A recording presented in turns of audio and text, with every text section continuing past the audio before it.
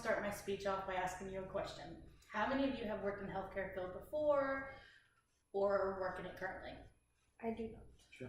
I do. Okay, for those of you that said that you do, you will be familiar with my topic, and hopefully you will be familiar with my person of interest that I chose. My name is Jessica Reese, and for my person of interest speech, I chose Dr. Jack Kevorkian, also known as Dr. Death. Many of you in the audience are probably thinking, I have no idea who this guy is, but with a nickname Dr. Death, he's gotta be cool. So, I want to be honest with you, he's kind of cool, which is one of the reasons why I chose him. Dr. Jack Kevorkian was born in Michigan. He went to college, got his degree in pathology, and decided he wanted to work with terminal patients that have terminal illnesses, debilitating illnesses, illnesses that eventually will lead to your death.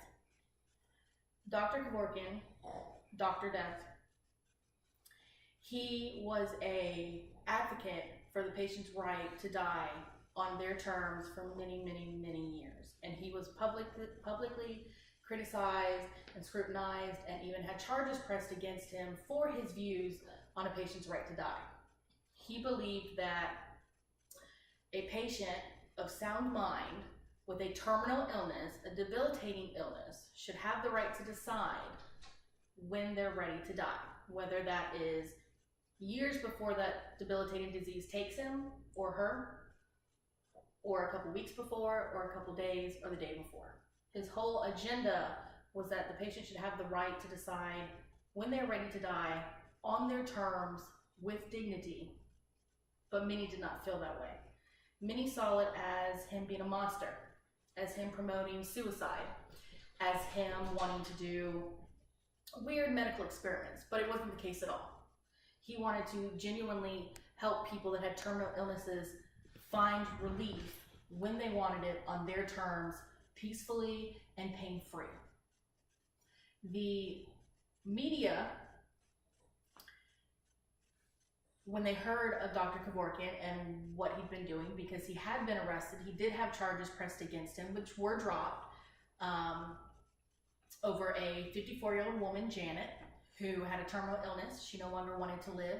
She was in debilitating pain and suffering every day, and she chose to take the right to die way out. Dr. Jack Kevorkian had created a machine which was very simple. It was an IV tube and a batch of, or a cocktail as you call it, of lethal chemicals. He would inject them in the IV, and the IV had a switch attached to it, and the patient would press the switch when they were ready to end their life. They made that choice, but they had to be of sound mind. Dr. Kevorkian became a media frenzy over, oh, he's advocating suicide. Oh, he's advocating that people can just choose to die whenever they want to. And the government went crazy over it. They saw him as a monster, hence why he got the name Dr. Death. In 1999, he helped a young man named Thomas Uke choose his right to die, and unfortunately it caused Dr. Kevorkian to be sentenced, prosecuted, to prison for 15 to 25 years. And at that point he was already in his late 50s, early 60s. When Dr. Kevorkian came out of prison, he was asked, why? Was it worth it? Everything that you did, the prison time, was it worth it? And he said yes. He said, I want you to remember that I do not advocate for physician-assisted suicide. I advocate for the patient's right to die on their terms and with dignity. But the patient must be of sound mind and must have a clear conscience and understand what they're doing, what's going to be done, and they have to desire it. I won't force it upon them. In conclusion, I'm going to leave you with another question that I don't want you to answer, but I want you to think about.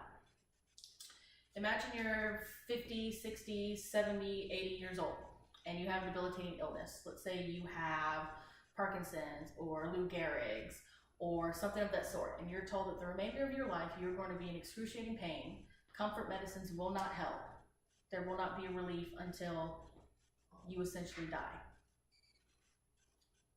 What if you were told you had the right to choose your death, to pick the date, the time, the way out, and it would be peaceful?